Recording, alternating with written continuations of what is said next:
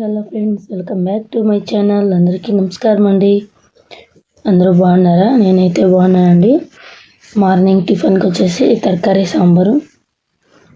ఈ సాంబార్ వచ్చేసి ఇడ్లీ, రైస్కి అన్నిటికీ బాగుంటుందండి. అందుకే తరకారీ సాంబారు.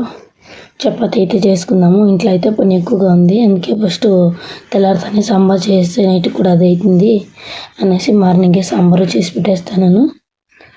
దాని జೊತೆಗೆ 2 చపాతీ రైస్ చేసుకుంటే అవుతుంది అనేసి రైస్ చపాతీ 2 చేస్తాను. తరకారీ సాంబారు చపాతీ మళ్ళీ రైస్కి 2కి సరిపోతుంది అనేసి టిఫిన్ అంతా చేసిన తర్వాత ఇప్పుడు వచ్చేసి క్లీనింగ్ అయితే చేసుకుంటున్నానండి.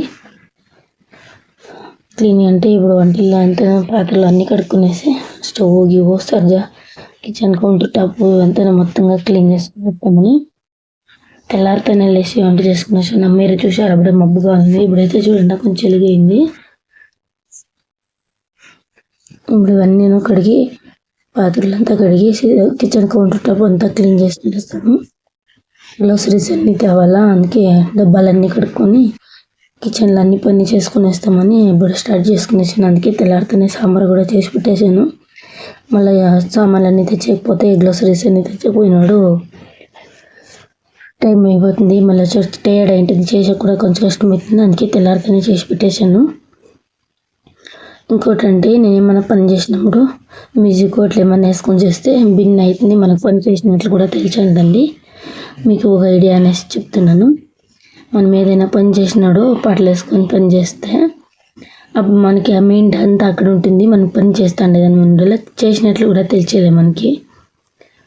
అలా చేస్తూ ఉంటాను నేనైతే ఇప్పుడు అంతే. మనకి చేసినట్లు కూడా తెలియలేదు. అంతగా చపాతీ చేసిండేదాన్ని పౌడర్ని ఫస్ట్ తుడుచుకునేసి ఆ తర్వాత కిచెన్ అంతా తుడుచుకొని పాత్రని కడుక్కొని స్టవ్ ఇదంతా కడుక్కుందామని చేసుకుంటానండి. పాటలు వేసుకొని చేస్తా అంటే మనకి అప్పుడు ఇంట్రెస్ట్, మనం అయ్యో బోర్ కొడుతుంది ఫోన్ పని చేసాక అనిపించలేదు. మెయిన్ అంతా వేరే సైట్ ఉంటుంది, అప్పుడు మన పని కూడా ఫాస్ట్గా అయిపోతుంది. మనకి చేస్తానట్లు కూడా తెలియలేదు. మనం ఏమైనా కానీ ఇష్టంతో చేయాలండి. మనం పని చేస్తాము బోర్ అవుతుందప్ప మనం ఎట్లా చేసేది అని అనుకోకూడదు. చేసే పనిని మనం ఎప్పుడూ మనకు బోర్ కొడుతుంది అనుకోకుండా దాన్ని మనం ఇంట్రెస్ట్తో చేసుకోవాలి. అప్పుడే మనకు ఆ పని కూడా నీట్గా ఉంటుంది, చేసే పని కూడా సక్సెస్ అవుతుంది. ఇది ఒక పని గురించినే కాదు నేను చెప్తాను, మన లైఫ్లో నడిచే ప్రతి ఒక్క దాని గురించినే చెప్తాను నేను. మనం చేసే పనిని దానిపైన ఇంట్రెస్ట్ పెట్టి శ్రద్ధ పెట్టి చేస్తే ఆ పనిని బిర్యానీ అవుతుంది. మనకి ఇంట్రెస్ట్ కూడా బాగుంటుంది. దానిపైన శ్రద్ధ పెట్టి చేస్తే సక్సెస్ అవుతుంది ఆ పని వచ్చేసి. నేను ఎప్పుడో పాత్ర కడిగినా కూడాను స్టవ్ ఆ టైల్స్ అన్నీ మొత్తంగా ఒకేసారి తుడుచుకుని వస్తాను. అప్పుడప్పుడు తుడుచుకునే పోయేలా మనం పాత్ర కడిగినాడు ఒకేసారి తడిబట్టి పట్టుకొని దాన్ని తుడుచుకుని వస్తే క్లీన్ అయిపోతుంది. చూడండి మీరు కూడా ఒకసారి అంతా మొత్తంగా నీట్ క్లీన్ చేసుకునేసాను. అంతా స్టైల్స్ స్టవ్ అంతా కిచెన్ కౌంటర్ టాప్ మొత్తంగా అన్నీ క్లీన్ చేసుకునేసాను. ఇప్పుడు వచ్చేసి గ్రోసరీ తెచ్చాక ముందరే డబ్బాలు అయితే తెచ్చి పెట్టుకుంటాను. నేను డబ్బాలు అయితే కడిగేసి పెట్టుకుంటాను. ఆ తర్వాత గ్రోసరీ తెచ్చినాక ఫిల్ చేసేకి అవుతుంది. ఎప్పుడు అంటే 2 నెలలకు ఒకసారి అట్లా గ్రోసరీస్ అయితే తెచ్చుకుంటాను. ఆ డబ్బాలన్నీ క్లీన్గా వాష్ చేసుకునేసి ఆ తర్వాత వచ్చేసి నేను డబ్బా ఇవన్నీ వాష్ చేసుకునేస్తాను. గ్రోసరీస్ అన్నీ ఫిల్ చేసుకుంటానండి.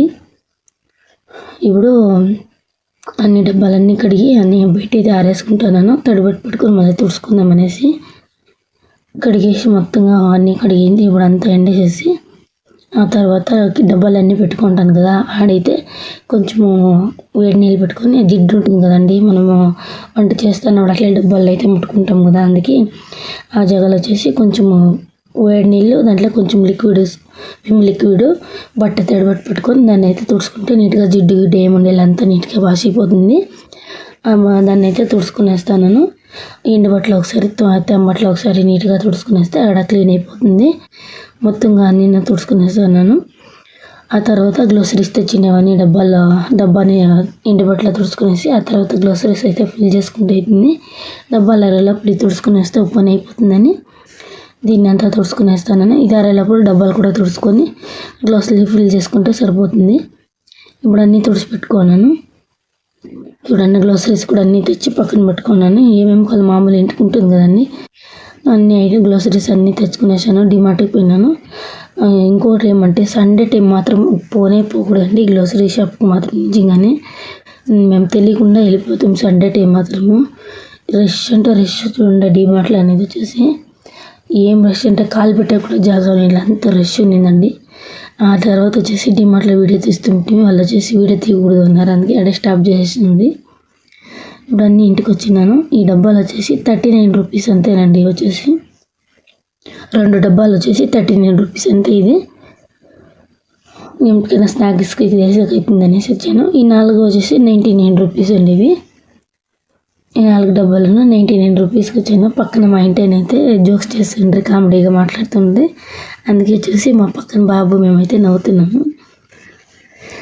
99 రూపీస్కి ఇవి ఏమన్నా ద్రాక్ష గోడంబి ఇలాకి ఇట్లా వేసుకోవచ్చు. 4 డబ్బాలు ఓన్లీ 99 రూపీస్ అని దీన్ని తెచ్చుకున్నాను. ఇంటికనేసి అయితే అనేసి ఇవి వచ్చేసి 199 అండి. మా బాబుకి టిఫన్ స్నాక్స్ అన్నీ వేసేదానికి అనేసి తీసుకున్నాను. బాక్స్ టిఫిన్ క్యారియర్ ఇది.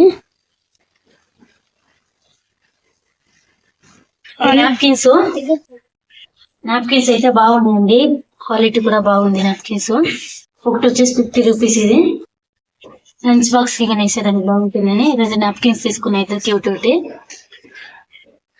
ఇది 99 రూపీస్ అండి. ప్యాంట్ వచ్చేసి డైలీ వేర్ది. మిగిలిన అంటాను గ్రోసరీ ఐటమ్స్ ఇలా అంతా వచ్చేసి గ్రోసరీ ఐటమ్స్ తీసుకున్నానండి. ఇంటికి వెళ్ళిన కాలానికి 2 months ఒకసారి తీసుకుంటాను రేషన్ ఐటమ్ అంతా 2 months ఒకసారి. అందుకే ఎక్కువగా తీసుకొచ్చి పెట్టుకునేస్తాను. మామూలు ఇంటికి ఏమేమి కావాలి అన్ని తీసుకున్నాను. సర్ఫెక్సల్ బియ్యం బ్యాలెన్స్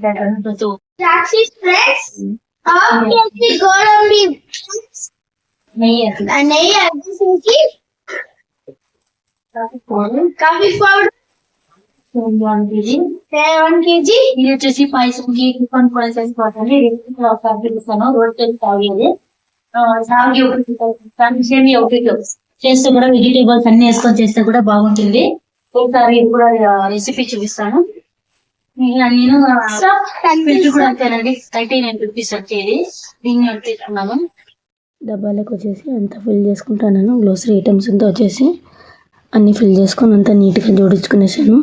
ఇట్లా మనం ఎప్పుడు గ్రోసరీస్ తెచ్చుకున్న అన్ని ఐటమ్స్ అన్ని ఇలా జోడించి పెట్టుకునేస్తే కడుక్కొని ఆ తర్వాత అన్ని ఫిల్ చేసుకుంటే నీట్గా ఉంటాయండి డబ్బాలు కూడాను. ఇలా అన్ని జోడించి అన్నిటికీ ఏమేమి కావాలి అన్నిటికీ వేసుకొని చూడండి. అన్ని ఫుల్ నిండుగా ఉంటే ఎంత కలగా ఉందో చూసేదానికి. ఖాళీ అయిపోతా ఉంది అనే మూమెంట్లో అన్నీ కడిగేసి ఆ తర్వాత గ్రోసరీస్ తెచ్చి అంటే రేషన్ ఐటమ్ తెచ్చి దాంట్లోకి వేసుకుంటే చూసేదానికి బాగుంటుంది. డబ్బాలు కూడా నీట్గా ఉంటాయండి. 1 kg లివర్ అయితే ఉందండి. దీన్ని అయితే బాగా 5 సార్లు బాగా పసుపు వేసేసి కడుక్కోవాలా, అప్పుడుదా నీట్గా ఉంటుంది. ఇదైతే ఇప్పుడు దీన్ని సన్నగా కోసుకొని లివర్ ఫ్రై సింపుల్ గా చేసి లివర్ ఫ్రై అయితే ఎట్లా చేయాలని చూపిస్తానండి. 1 kg లివర్ని అప్పుడే కడిగి చూపిస్తుంది కదండి. దీన్ని అయితే ఈ విధంగా సన్నగా ఇట్లా కోసి పెట్టుకుంటే బిర్యానీ ఉడుకుతుందండి.